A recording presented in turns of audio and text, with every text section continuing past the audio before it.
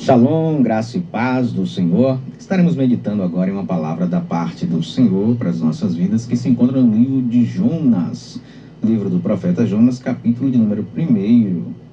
E vai dizer assim: E veio a palavra do Senhor a Jonas, filho de Amitai, dizendo: Levanta-te, vai à grande cidade de Nínive e clama contra ela, porque a sua malícia subiu até a minha presença.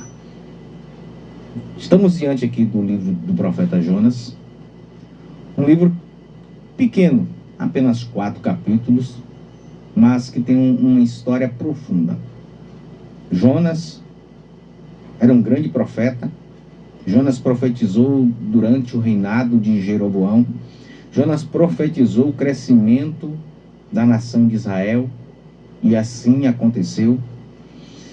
Jonas, ele se viu em um determinado momento numa situação difícil. Por quê? O Senhor chama Jonas, ele como um profeta, como alguém que ouvia a voz de Deus, tinha a incumbência de trazer a mensagem do Senhor, não só para Israel, mas para todas as nações. Deus então chama Jonas e diz: Jonas, vai até a grande cidade de Nínive e profetiza contra ela. Profetiza porque a malícia deles subiu até a minha presença.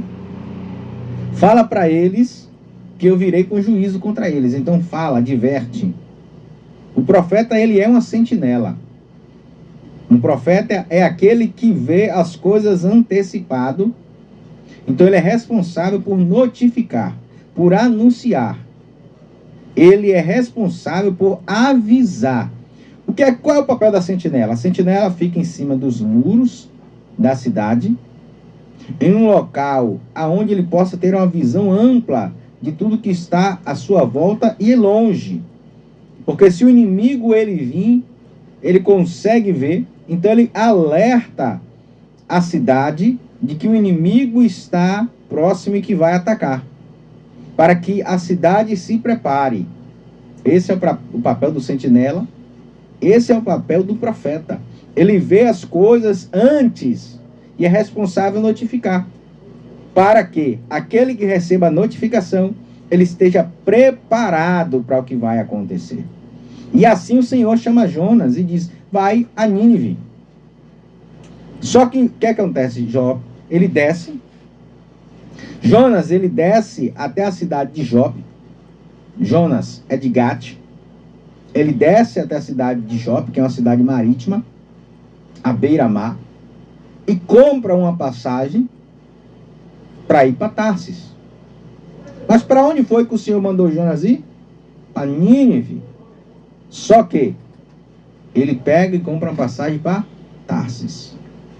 Tarsis ficava no Mediterrâneo, longe de Nínive. Nínive ficava para o outro lado. Nínive ficava na parte norte, ali da Ásia. É onde os assírios. Nínive era a capital da Síria. A Síria era um grande inimigo de Israel, por muitas vezes invadiu Israel, matou muitas pessoas. E Jonas, ele como era um profeta que viveu naquele tempo e viu tudo o que os ninivitas fizeram à nação de Israel, com o seu povo, a destruição, a morte. O que acontece com Jonas? Jonas não quer ir avisar. Ele não quer alertar ao povo de Nínive sobre o que Deus faria, para que não houvesse o motivo para eles se arrependerem, serem salvos da destruição. É isso que Jonas não quer. Jonas, ele tem uma mágoa, ele tem um ressentimento, ele está movido naquele instante por um sentimento de ira, de rancor pelos ninivitas, e ele não quer alertar, ele não quer anunciar, ele não quer que eles sejam alertados do perigo que viria. E o que é que ele faz? Ele vai para longe o máximo que ele puder. Só que Deus, o prazer de Deus está em salvar. O prazer do Senhor está em salvar vidas. E Ele quer salvar os ninivitas. Ele quer salvar essa geração hoje. Por isso o Senhor tem levantado seus profetas na terra para anunciar o evangelho, anunciar o que está para acontecer. Deus tem levantado seus profetas, seus pregadores sobre a terra para alertar essa geração do perigo que eles estão correndo, vivendo uma vida de malícias, de pecado, de transgressão diante do Senhor. Veio que o Senhor disse: vá, Jonas, e anuncie, porque a malícia deles subiu até a minha presença. Eu estou vendo e já não quero mais ver o que eles estão fazendo. Eu quero que eles se consertem. Deus está levantando uma geração de pregadores para anunciar: eu não quero ver vocês mergulhados no pecado. Eu estou enviando os meus céus para vos alertar do que vai acontecer. Se essa geração ela não se converter, ela vai perecer. Então Deus está nos alertando neste tempo para nos convertermos, para entrarmos pelo caminho do Senhor, caminho reto, de justiça, de integridade, de equidade, um caminho que nos conduz à salvação. Então Deus agora chama e manda Jonas ir. E Jonas foge. Enquanto ele está no barco, a Bíblia diz que agora começa a soprar o vento. As ondas começam a arremessar contra aquele barco. Jonas, o que é que ele faz? Ele desce para o porão e ele vai dormir. Enquanto isso, as pessoas que estão ali no barco, o capitão do barco começa a pegar as fazendas, ou seja, as propriedades, para aliviar mais o barco, para não ir a pique, para não afundar. Só que quando ele desce ali, ele vê Jonas dormindo.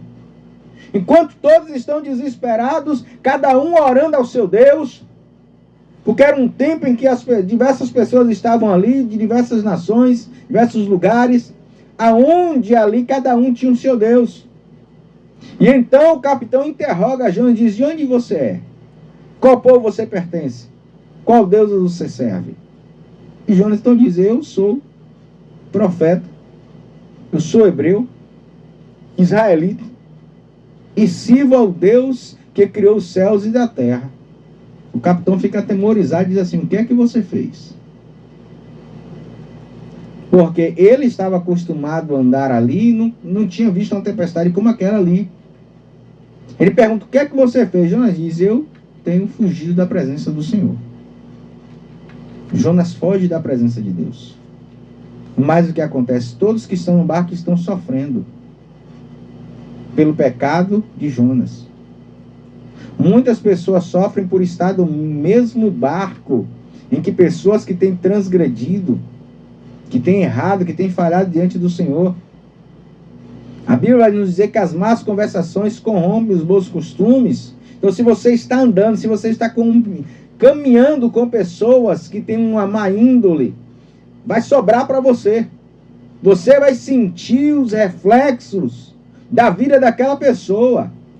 Um ditado popular que diz: quem anda com porcos, farelos come.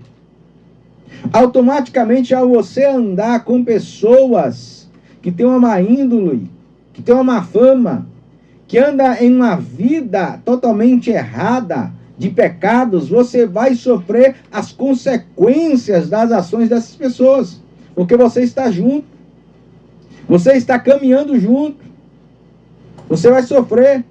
Se você anda com pessoas que andam aí no meio de furtos, de roubo, de tráfico, e você está ali junto, na hora que houver uma batida, você vai sofrer a consequência de estar junto. Você vai sofrer porque você está caminhando e escolheu caminhar com essas pessoas. Olhe bem com quem você caminha, olhe bem com quem você está vivendo.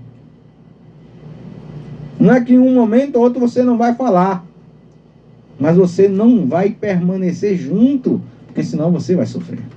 Aquelas pessoas estavam sofrendo por causa de Jonas. O que é que Jonas faz? Diz: me lança no mar. A culpa é minha do que está acontecendo. Quando vocês me jogarem, tudo vai se acalmar. E assim aconteceu.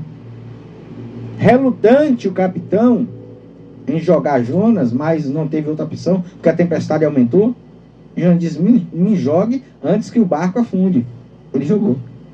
Assim que Jonas é lançado nas águas, e o peixe vem, que o Senhor enviou um peixe e engole Jonas, acontece a calmaria. Tudo se tranquiliza.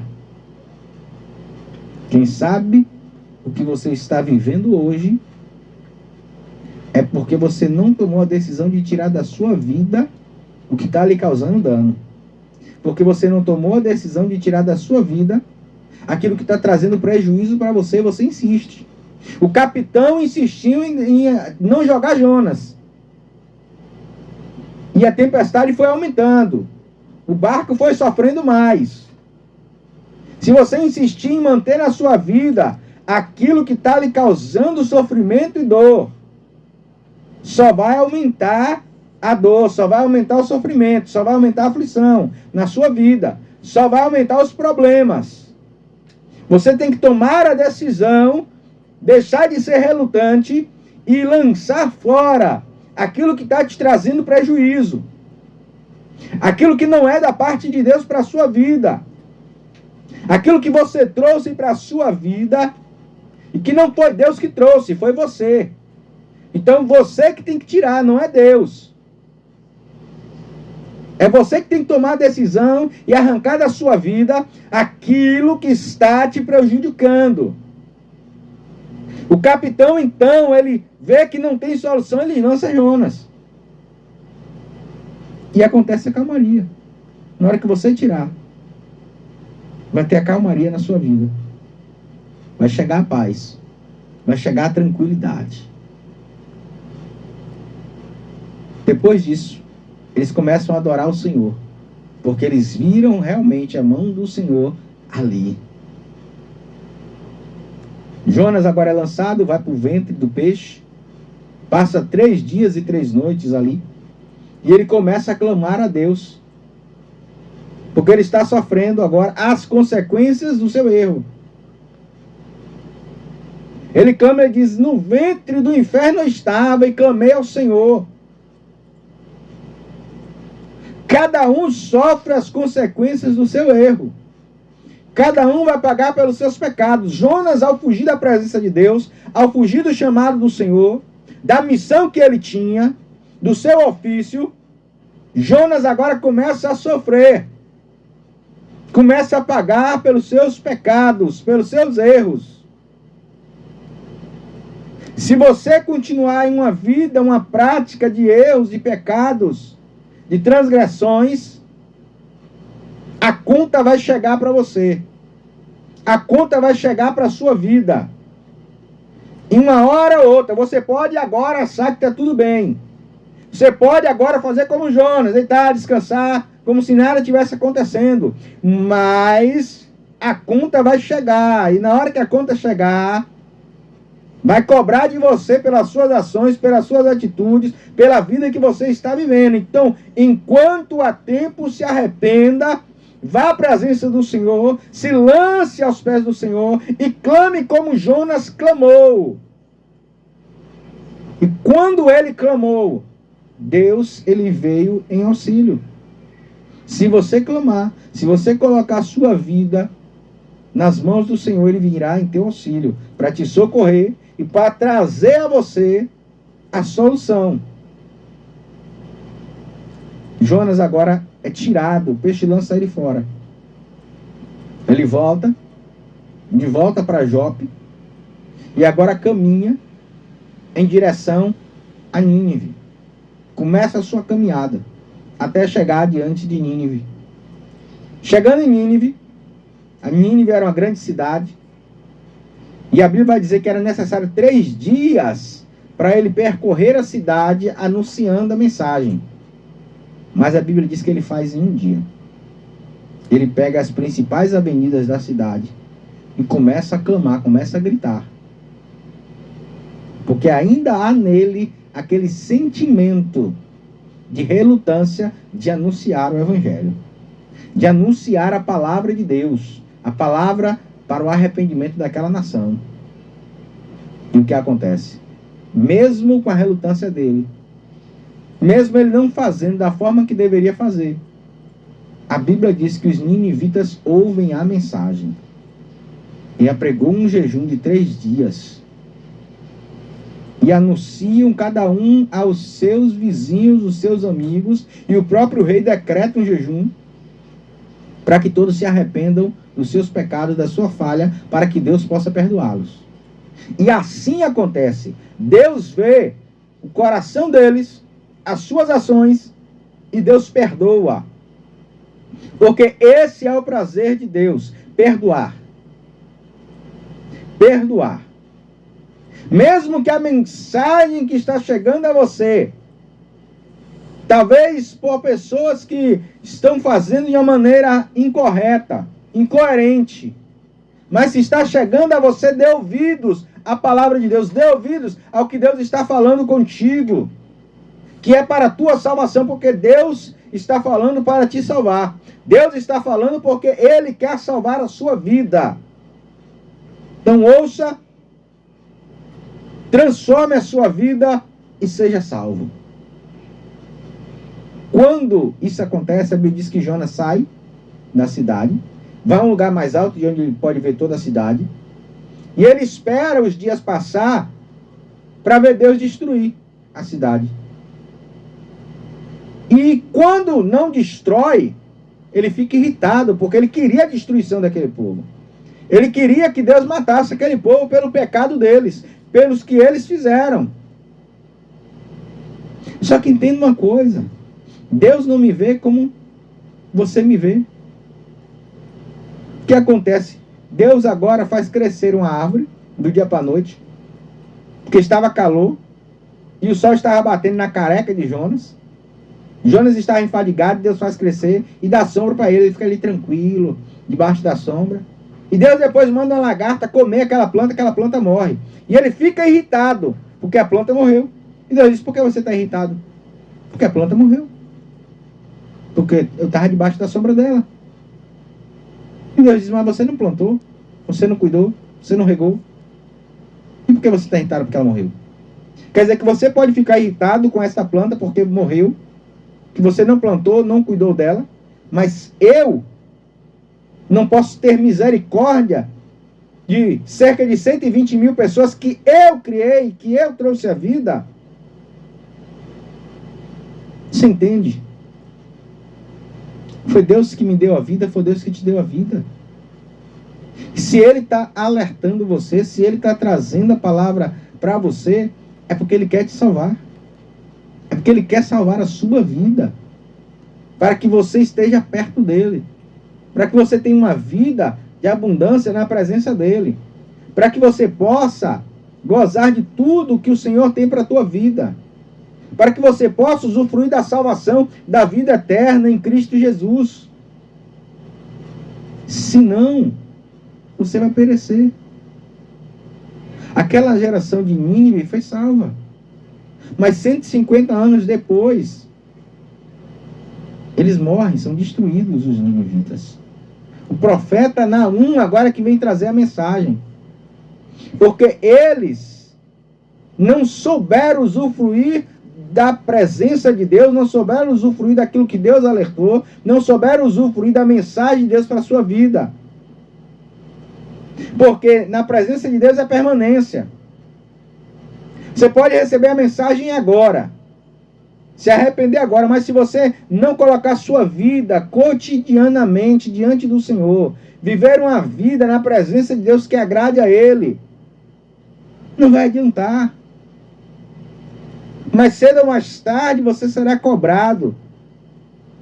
Então, se essa mensagem chegou até você e falou ao teu coração, e Deus está falando contigo, para você alinhar a sua vida com Ele, tome a decisão de alinhar e permanecer na presença dEle, para que Ele possa concretizar na tua vida o que Ele começou. A palavra diz: aquele que começou a boa obra é fiel para terminá-la. Você pode enfrentar alguns obstáculos, algumas dificuldades, alguns problemas durante a caminhada nesse processo. Mas a palavra diz que todas as coisas cooperam para o bem daqueles que amam a Deus, daqueles que foram chamados segundo o seu propósito. Deus tem um propósito na minha vida e tem um propósito na sua vida, e Ele chamou-nos para estar debaixo desse propósito. Embora algumas situações pareçam que não são favoráveis para nós, mas Deus tem um propósito nessa situação, e tudo vai ocorrer para o teu bem. Embora no momento, nesse instante, pareça que não é, mas no final, Deus vai proporcionar um momento de vitória para a sua vida. Essa é a palavra que eu quero deixar para as nossas vidas. Que venhamos ouvir o alerta do sentinela. Venhamos ouvir aquilo que Deus está falando conosco e colocar sempre a nossa vida diante do Senhor em retidão, para que tenhamos uma vida abençoada na presença de Deus e alcançamos a vida eterna. Que essa palavra permaneça em seu coração e que Deus te abençoe poderosamente em nome de Jesus.